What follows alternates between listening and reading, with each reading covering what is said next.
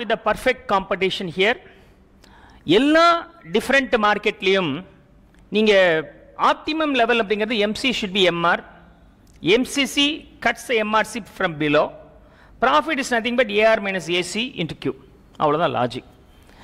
இப்போ பாருங்க, perfect competition வந்தால் they are the price takers. They are the price takers. Market என்ன price fix பண்ணதோ அந்த price accept பண்ணி ஆகணும். நான் தக்காளி செல்லர் அப்படின்னு சொன்னாக்க, தக்காளி சேல் பண்ண வந்தேன்னா மார்க்கெட்டில் ஏற்கனவே பல தக்காளி விற்கிறவங்க இருக்கிறாங்க. அவங்க என்ன ரேட் ஃபிக்ஸ் பண்ணாங்கன்னு அந்த ரேட்டுக்கு விற்றா தான் என்னால் மார்க்கெட்டில் சஸ்டெயின் பண்ண முடியும். கொஞ்சம் டிஃப்ரெண்ட் இருந்தாலும் ஆட்டோமேட்டிக்காக அங்கே போயிடும். Because there is no differentiation in the product. அப்போ இவங்களுடைய ப்ரைஸ் ஃபிக்ஸேஷன் எப்படி இருக்கும் அப்படின்னு சொன்னாக்க, so will see this way. Demand and supply. Demand and supply. Demand and supply intersect பண்ற அந்த பாயிண்ட் தான் equilibrium price. This is the equilibrium price. Perfect competitionல இருக்கிறவர் வேற வழி இல்ல, மார்க்கெட் என்ன சொல்லுதோ அதை ஃபாலோ பண்ணி ஆகணும். மார்க்கெட் சொல்ற அந்த பிரைஸை அக்செப்ட் பண்ணி ஆகணும். அந்த காஸ்ட்டுக்கு இவரால் அஃபோர்ட் பண்ண முடியுமானா இப்ப டிட்டர்மைன் பண்றதே ஒன்னே ஒன்று வச்சுதான், காஸ்ட் கர்வ்ஸ் வச்சுதான். இவருடைய காஸ்ட் கர்வ் எப்படி இருக்கு அப்படின்னு சொன்னாக்க, let's see cost curve. cost curve பொறுத்த வரைக்கும் இங்க என்ன பிரைஸ் ஃபிக்ஸ் பண்ணி இருக்கிறாங்களோ that price will be his price. இவருடைய பிரைஸும் அதுவா தான் இருக்கணும். so P is equal to ஒரு கிலோ தக்காளி 50 ரூபான்னு சொன்னா 2 கிலோ தக்காளி 100 ரூபாய். அப்பயும் per kg the same. average revenue the same. incremental revenue அதாவது அடிஷனல் கேஜிஸ் ஆஃப் தக்காளி சேல் பண்ண என்ன வரும், அதுவும் 50 ரூபாய் தான் வரும். அப்போ எத்தனை குவான்டிட்டி அவர் சேல் பண்ணுறது அப்படின்னு முடிவு பண்ணுறது காரணமே based on their own cost curve. இதை அவரால் கண்ட்ரோல் பண்ண முடியல, ரெவன்யூ அவரால் கண்ட்ரோல் பண்ண முடியல, ஆனால் காஸ்ட் அவரால் கண்ட்ரோல் பண்ண முடியும். This is the price at which any number of quantity can be demanded by the consumer. அதனால் இது டிமாண்ட் கர்வும் கூட. This is equal to demand curve also. Okay, மக்கள் இந்த ரேட்டுக்கு டிமாண்ட் பண்ணுறான், அதை காட்டிலும் ஜாஸ்தி இருந்துச்சுன்னா ஆட்டோமேட்டிக்காக என்னால் விற்க முடியாது, அதை காட்டிலும் கம்மியாக இருந்துச்சுன்னா இன்னொருத்தனும் குறைச்சிருவான், யூஸ் இல்லை. ஆக மொத்தம் மக்கள் டிமாண்ட் பண்ணுறது, கன்சியூமர் டிமாண்ட் பண்ணுறதும் இந்த ரேட்டுக்கு இந்த குவான்டிட்டி தான். எவ்வளோ குவான்டிட்டி இந்த மார்க்கெட்டில் டிமாண்ட் இருக்கோ அதில் உங்களுடைய ஷேர் என்னங்கிறது தான் based on your cost curve is going to be decided. So இது marginal revenue. Assume that marginal revenue curve உங்களுக்கு நல்லா தெரியும். The marginal revenue curve will be U shape. U shape இருக்குன்னு அஸ்யூம் பண்ணிட்டீங்கன்னா முதல் அதை போடுங்க. இது மார்ஜினல் ரெவன்யூ, இது மார்ஜினல் காஸ்ட். இது மார்ஜினல் ரெவன்யூ, இது மார்ஜினல் காஸ்ட். ரொம்ப சிம்பிள், அவ்வளவுதான். இந்த பாயிண்ட் தான் நமக்கு optimum. This is the optimum point. This is the optimum point. Very good, very simple concept. இப்போ உங்களுக்கு ப்ராஃபிட் வேணுமா, லாஸ் வேணுமா, நோ ப்ராஃபிட் நோ லாஸ் வேணுமா? ஸோ இதில் 3 சிச்சுவேஷன்ஸ் இருக்கு. Super normal profit in the short run, normal profit in the short run, and loss in the short run இருக்கு. உங்களுக்கு profit வரணும்னா என்ன பண்ணி ஆகணும், ஆவரேஜ் ரெவன்யூ ஜாஸ்தி இருக்கணும். அப்போ ஆவரேஜ் ரெவன்யூ ஜாஸ்தி இருக்கணும்னா இது ஆவரேஜ் ரெவன்யூ. அப்போ ஆவரேஜ் காஸ்ட் எங்கே இருக்கணும், அதை காட்டிலும் கீழே இருக்கணும். அதுக்கு தகுந்த மாதிரி நீங்கள் டயக்ராம் போட்டிங்கன்னா வேலை முடிஞ்சது. This is what about average cost. இந்த கர்வெல்லாம் மனப்பாடம் பண்ணக்கூடாது, இந்த மாதிரி ஈஸியாக அண்டர்ஸ்டாண்ட் பண்ணிக்கலாம். So average revenue minus average cost should be ப்ராஃபிட்னா average revenue curve should be Appar.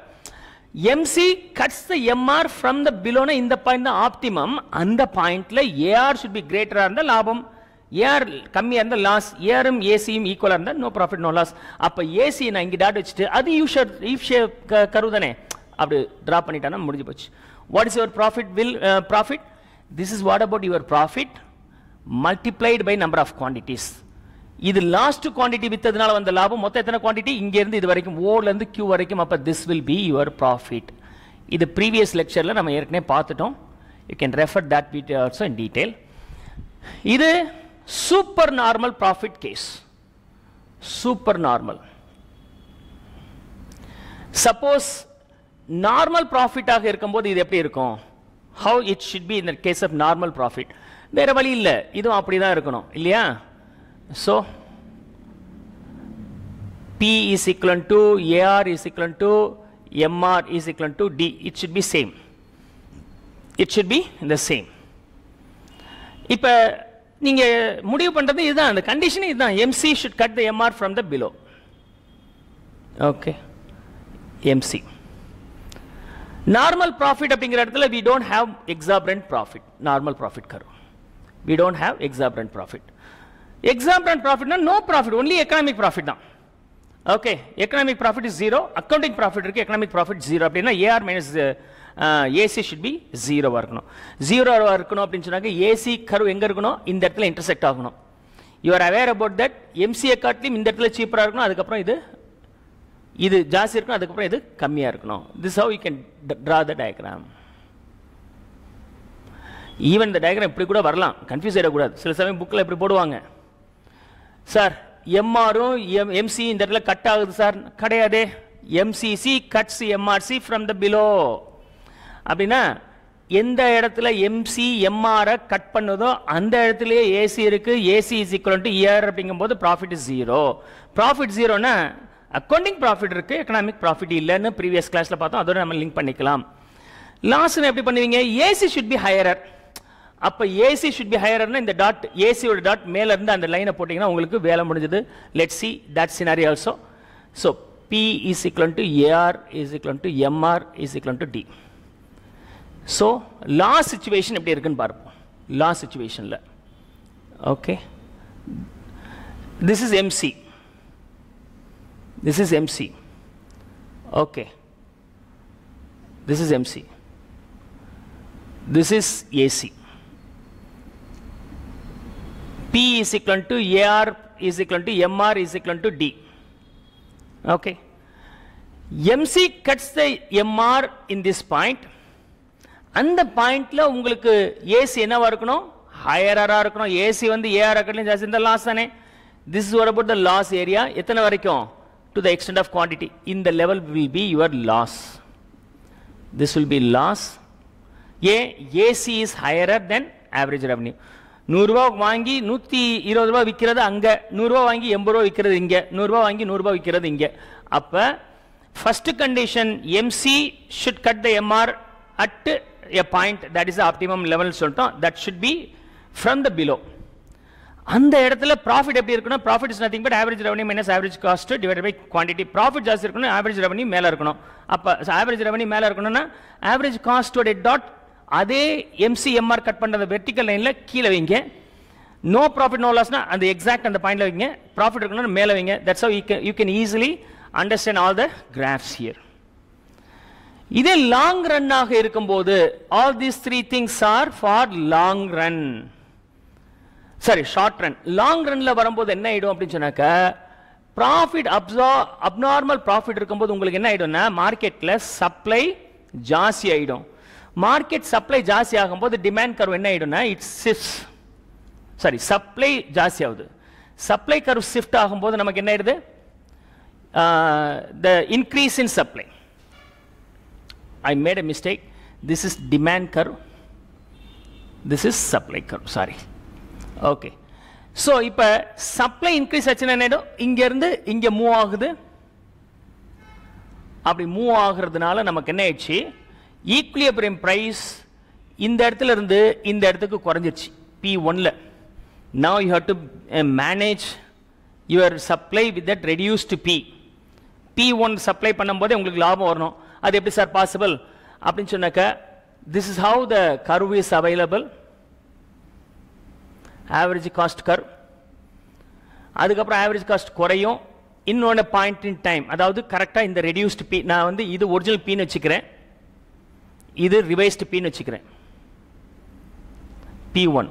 This is short run. Hereafter we will not manage that one. So இந்த P தான் மேனேஜ் பண்ணி ஆகணும்.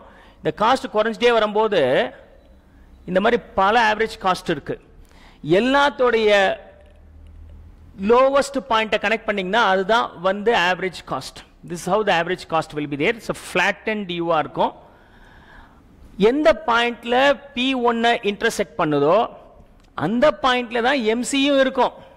MC cuts the P1, MR1, AR1 எல்லாமே same in a long run. அந்த பாயிண்ட்ல தான் என்ன கட் பண்ணுது? உங்களுக்கு MC cuts the MR curve here. அந்த பாயிண்ட்ல தான் நமக்கு என்ன இருக்கு? ACயும் இருக்கு. So everything will be available there itself.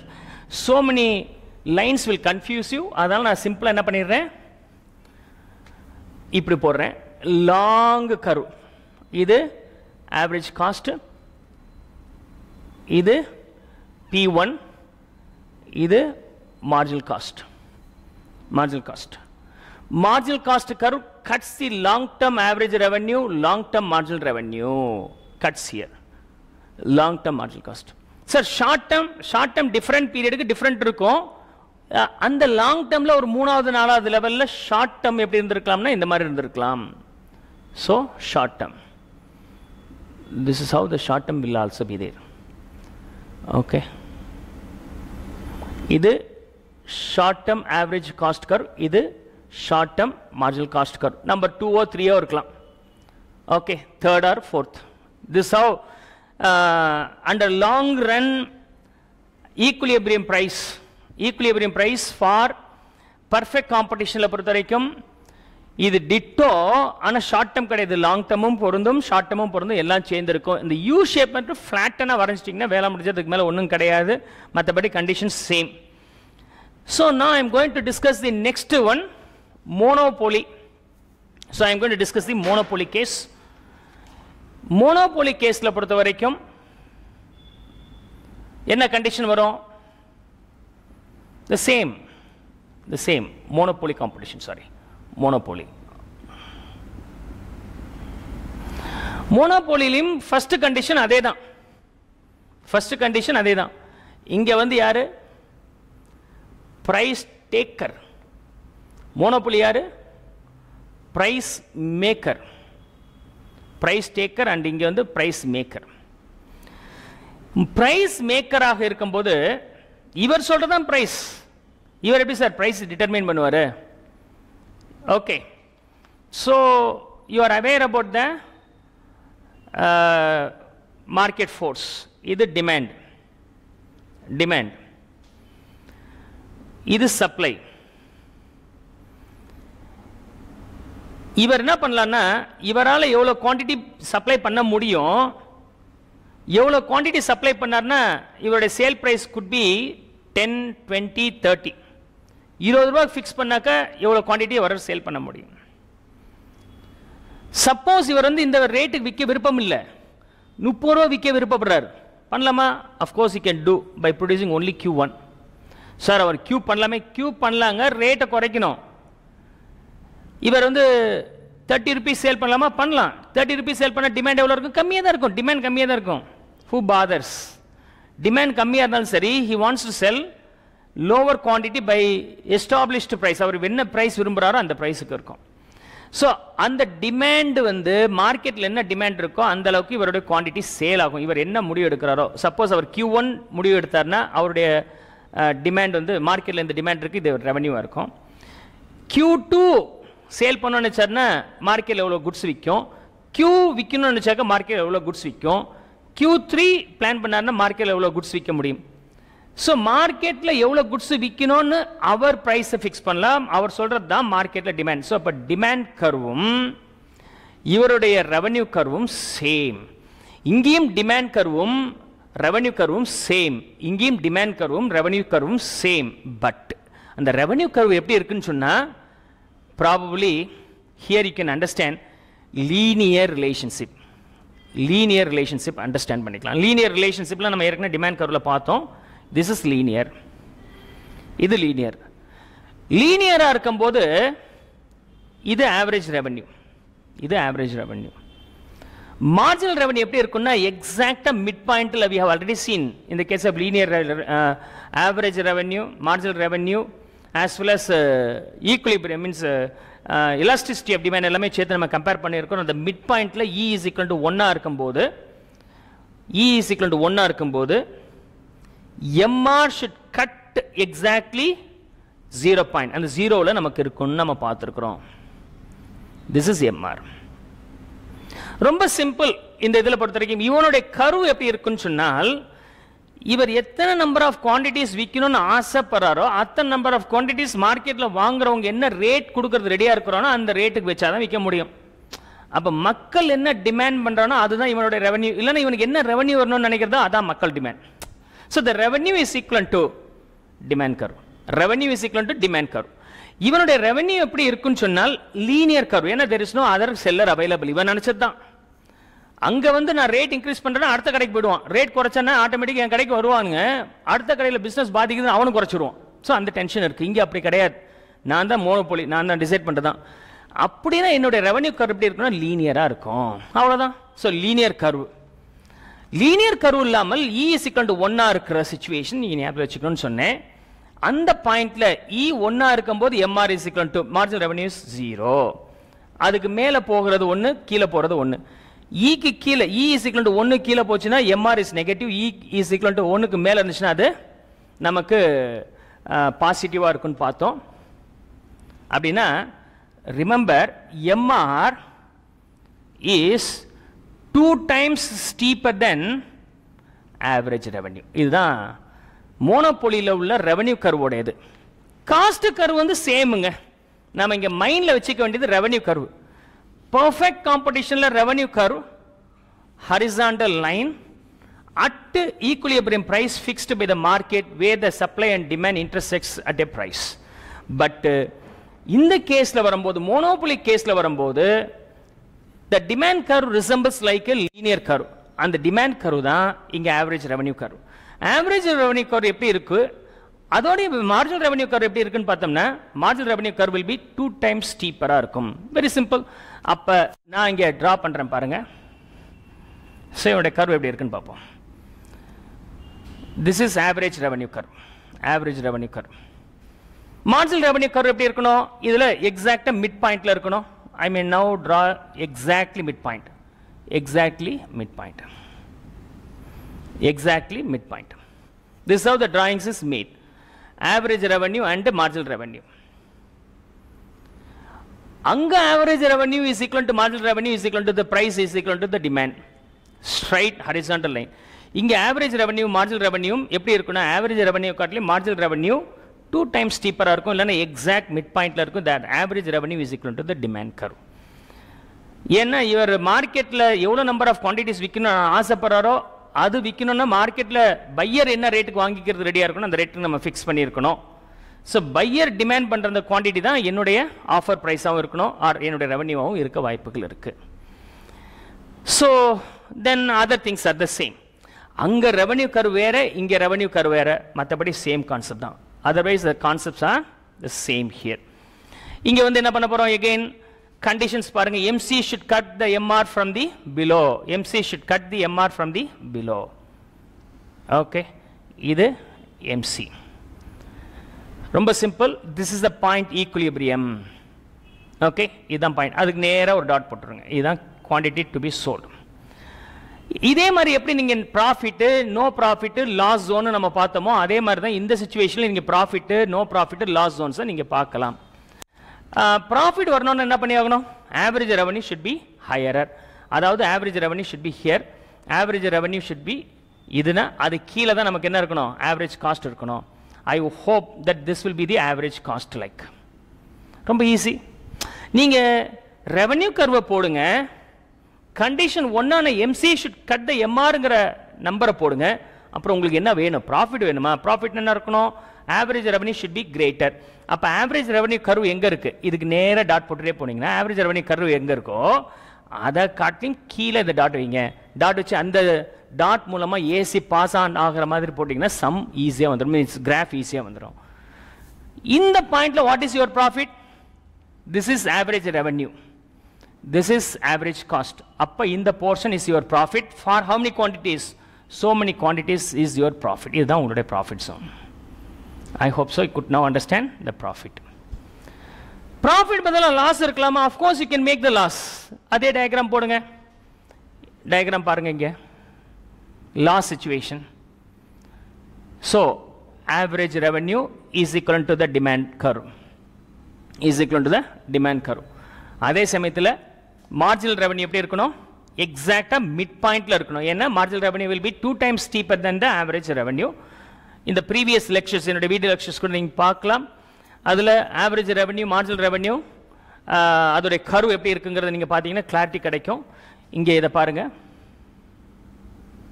this will be the marginal revenue. என்ன கண்டிஷன், எப்போதுமே same conditions for all MC should cut the MR from the below. MC should cut the MR from the below MC. Okay. So இப்போ உங்களுடைய intention என்ன? Profit கிடையாது, loss சிச்சுவேஷனாக இருக்கணும். Profit கிடையாது, loss சிச்சுவேஷனாக இருக்கணும். What is the optimum one? Okay, what is the optimum one? I may draw here this way. MC. எங்க MC MR பிலோல இருந்து intersect பண்ணுதோ அந்த பாயிண்ட், அதுக்கு நேரா நீங்க கோடு போட்டுக்கணும்னு சொன்ன டாட் போட்டுக்கிறீங்க. This is what about the quantity. Profit வரணும்னு சொன்னால் இந்த AR கட்டி கீழே டாட் வச்சுக்கிட்டீங்க, அது இந்த சிச்சுவேஷன். லாஸ் வரணும்னா AR காட்டிலும் AC ஹையரா இருக்கணும். அப்ப இதுக்கு மேல டாட் வைக்கிறேன், இந்த இடத்துல AC இருக்கிற மாதிரி டாட் வச்சுக்கிறேன். AC எப்படி இருக்கும்? இதை காட்டிலும் ஜாஸ்தி இருக்க ஒரு பாயிண்ட், அதுக்கப்புறம் இது காட்டிலும் கம்மியா இருக்கும், இது AC curve. Then what is your revenue per unit? This is your revenue per unit. What is the cost by the time? இது உங்களுடைய காஸ்ட். அப்ப இது ரெண்டுக்குள்ள டிஃபரன்ஸ் இந்த loss per unit will be applicable for so many quantities sold. அப்படினா இத connect பண்ணீங்கனா this will be the loss zone. This is profit zone. This is loss area. I hope so could now understand. In the case of monopoly, இது short run குறியது. Long ரன்ல என்ன இருக்கும்? இன்னும் கொஞ்சம் ஸ்டீப்பரா இருக்கும், மற்றபடி டயக்ராம் த சேம். இந்த மூணும் இந்த இடத்துல நம்ம என்னன்னு சொல்லலாம்னா ஷார்ட் ரன்னு சொல்லலாம். Short run. This will be for long run.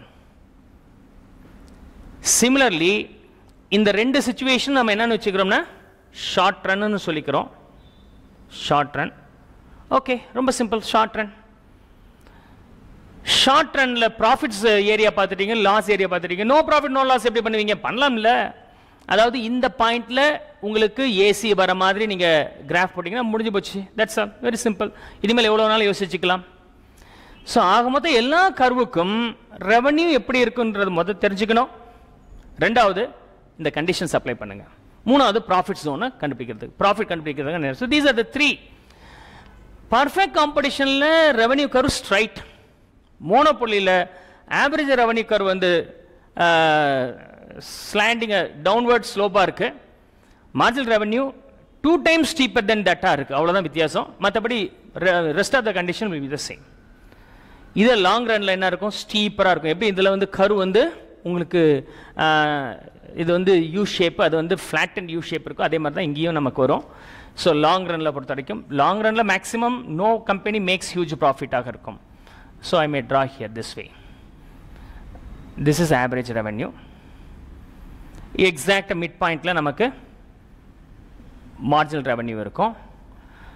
Okay, then assume the marginal cost curve cuts the marginal revenue curve at the bottom. Marginal cost adavadhu in the point idha neenga direct or line pottingna you got it. Assume that in long run, this is for long run, there is no exorbitant profit as well as loss nu vechiktomna, no profit no loss zone vechiktingna இந்த average revenue average cost அந்த பாயிண்ட்ல எப்படி இருக்கணும்? சேமா இருக்கணும். ஆனா ஏஆருக்கும் எம்ஆருக்கும் சரி ஏசிக்கும் எம்சிக்கும் relationship இந்த மாதிரி இருக்கணும். இப்போ எம்சி இங்க இருக்குன்னா அது இந்த மாதிரி டயக்ராம் போடுங்க, அதே டயக்ராம் வந்துருச்சு நமக்கு. இது ஏசி. ஸோ அந்த ஆப்டிமம் லெவல், அதாவது MC cuts the MR from the below அப்படிங்கிற பாயிண்ட்டுக்கு நேராக வெர்டிக்கல் லைன் டிரா பண்ணீங்கன்னா உங்களுக்கு ப்ராஃபிட்டும் லாஸும் இல்லாத சிச்சுவேஷனாக இருந்தால் அந்த AC should be exactly on AR curve. AC is more then AR இருந்தால் நமக்கு loss, AC is less then AR இருந்தால் நமக்கு gain. I hope you good understand this scenario. மோனோபோலியில் ஃபர்ஸ்ட் கேஸ் நம்ம பார்த்தாச்சு. We have seen the first case for the monopoly. Monopoly we have two situations. இன்னொரு situations இருக்கு. Price discrimination பேரு. So we'll discuss that price discrimination now. அந்த price discrimination எப்படி இருக்கும்? Price discrimination அதை பத்தி டீடைலா நம்ம பிறகு பார்க்கலாம். இங்க என்ன அந்த கிராஃப் எப்படி இருக்குன்றது மட்டும் பார்க்கலாம். Price discrimination. இப்ப ட்ரெயின்ல பாத்தீங்கன்னா ஃபர்ஸ்ட் கிளாஸ்ல போனீங்கன்னா ஏசி ஃபேர்லாம் எக்ஸாபரண்டா இருக்கும், சர்வீஸ் சார்ஜஸ் ஜாஸ்தி, சர்வீஸ் டாக்ஸ் ஜிஎஸ்டி ஜாஸ்தி. அண்ட் அன்ரிசர்வ்டு லோவர் லெவலில் உள்ளதுக்கு போனீங்கன்னா இதில் நான் ஏசில எல்லாம் போனீங்கன்னா உங்களுக்கு ஜிஎஸ்டி இருக்காது, சர்வீஸ் சார்ஜஸ் கம்மியாக இருக்கு. The price is discriminated. Electricity வந்து என்னாச்சு, எண்ட் கன்சியூமர் வந்து 100 லெவல் யூனிட் கம்மியாக கன்சியூம் பண்ணாங்கன்னா ஃப்ரீ பண்ணுறாங்க. அதுக்கு பிறகு 2 rupees அப்புறம் 5 rupees அப்புறம் 10 rupeesன்னு சொல்லி சேஞ்ச் பண்ணுறாங்க. இது மாதிரி ப்ரைஸை டிஸ்கிரிமினேட் பண்ணுறாங்க. அது என்ன ரீசன் சொன்னாக்கா, all the people should enjoy the benefits of the scarce product. Those who are capable of paying more, யார்கிட்ட கன்சியூமர் சர்ப்ளஸ் ஜாஸ்தி இருக்கோ அவங்க வந்து மோர் ரெவன்யூ எக்ஸ்ப்ளாய்ட் பண்ணணும்னு நினைக்கிறாங்க. அப்படின்னா மார்க்கெட்டை செக்மெண்ட்டாக பிரிக்கிறாங்க. செக்மெண்ட்டாக பிரித்து ப்ரைஸை டிட்டர்மின் பண்ணுறாங்க. இது எப்படி இருக்குன்னு சொன்னால், ஒரு மார்க்கெட்டில் ப்ரைஸ் எலாஸ்டிசிட்டி ஆஃப் ப்ரைஸ் வந்து கம்மியாக இருக்கும், இன்னொரு மார்க்கெட்டில் எலாஸ்டிசிட்டி ஆஃப் ப்ரைஸ் ஜாஸ்தி இருக்கும். இந்த மாதிரி 2 மார்க்கெட் இருக்குன்னு வச்சுக்கலாம். Okay, so I may draw the diagram here this way. Elasticity of price லோவாக இருக்கிற மார்க்கெட் இல்லைன்னா ஹையாக இருக்கிற மார்க்கெட் ஒன்று வச்சுக்கிறேன். எலாஸ்டிசிட்டி ஆஃப் ப்ரைஸ்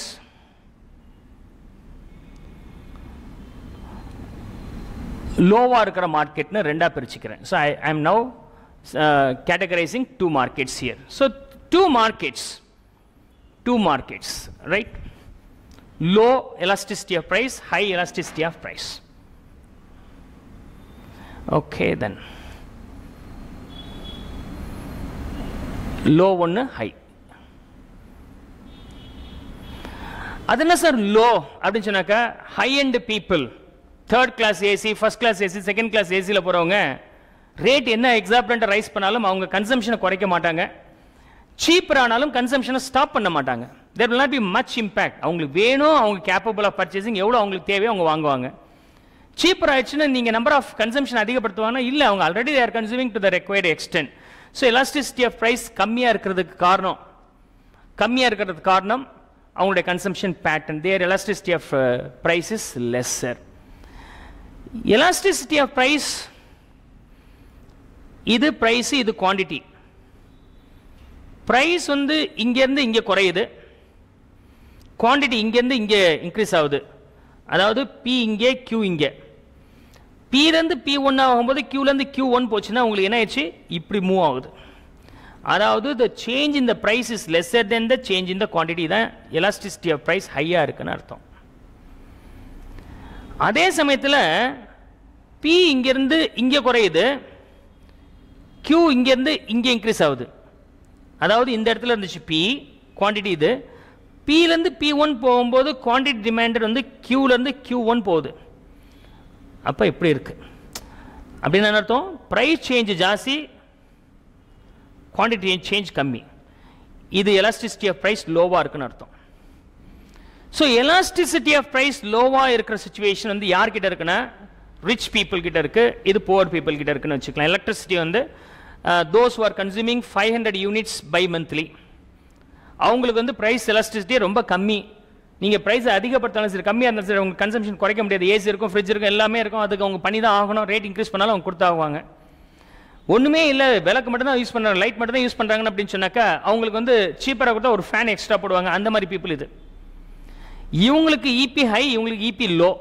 இபி லோவாக இருக்கிறதுடைய கர்வ் எப்படி இருக்குன்னா இப்படி இருக்கும், ரெவன்யூ கர்வ். ரெவன்யூ கர்வ் அதே தான், AR is equal to demand. இவங்களோட டிமாண்ட் பேட்டர்ன் எப்படி இருக்கும், இபி லோவாக இருக்கும்போது ஸ்டீப்பனாக இருக்கும், இந்த ஸ்லோப் ரொம்ப ஸ்லாண்டிங்காக இருக்கும். இது வந்து ரொம்ப ஸ்டீப்பாக இருக்குது, இது அந்த அளவுக்கு ஸ்டீப்பாக இல்லை. ஸ்டீப்பாக இருக்கிறது யாருக்கு, இபி லோவாக இருக்கிறவங்க யாரு, rich people.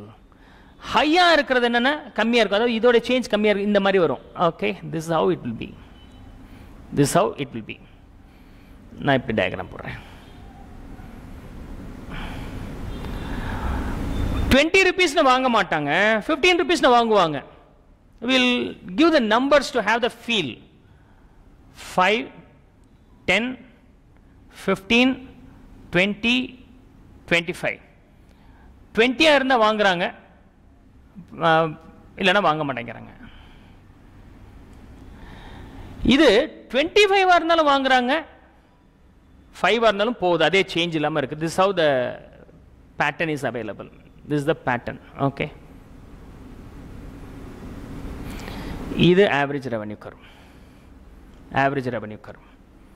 Average revenue curve is equal to demand curve. இங்க EP high, இங்க EP low.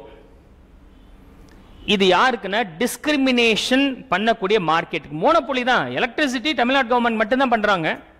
தமிழ்நாட்டுக்கு பொறுத்த வரைக்கும் depends upon the different states, it may be applicable differently. Tamil Nadu government மட்டும் தான் பண்றாங்க TNEB. They want to supply the services, electricity services to all the public. Least privileged க்கு modified rateலயும், highly privileged அவங்களுக்கு வந்து காஸ்ட்லியாவும் அவங்க சார்ஜ் பண்றாங்க. இப்போ இவங்க எப்படி அவங்க ஃபிக்ஸ் பண்றாங்க அப்படி சொன்னாக்க, so this is the combined of these two will be the supply curve for them. அப்ப மார்க்கெட்டோட சப்ளை எப்படி இருக்குன்னா இது ரெண்டும் சேர்ந்து இருக்கும். ஃபார் எக்ஸாம்பிள் இது Q, இது Q, இது வந்து குவான்டிட்டியில் பொறுத்த வரைக்கும் 5, 10, 15, 5, 10, 15 and so on. இந்த ரெண்டையும் மெர்ஜ் பண்ணிட்டீங்கன்னா the demand for the elasticity price high market, demand for the elasticity price low market ரெண்டையும் கிளப் பண்ணா the diagram will be formed here. அதாவது 25 இருக்கும்போது இதுல மட்டும் தான் டிமாண்ட் இருக்கு. இதுல EP லோவா இருக்கிறதுல மட்டும் டிமாண்ட் இருக்கு. இந்த மாதிரி இருக்கு. இதுல எப்படி இருக்கு? இன்னும் கொஞ்சம் ஜாஸ்தி. ப்ராபபிலி இந்த 20ல இருந்து பாத்தீங்கன்னா இன்னும் கொஞ்சம் ஜாஸ்தி வருது. So the diagram will be this way. The diagram will be this way. Okay, I hope so you could now understand. It is not straight slope. Slope இப்படி வந்து இப்படி வருது. ஏன்னா இது வந்து elasticity of price லோவா இருக்கிறவங்களோட டிமாண்ட் மட்டும்தான். அதுல low end people not willing to purchase. Certain rate கீழே போனோம்னா low end people also started purchasing.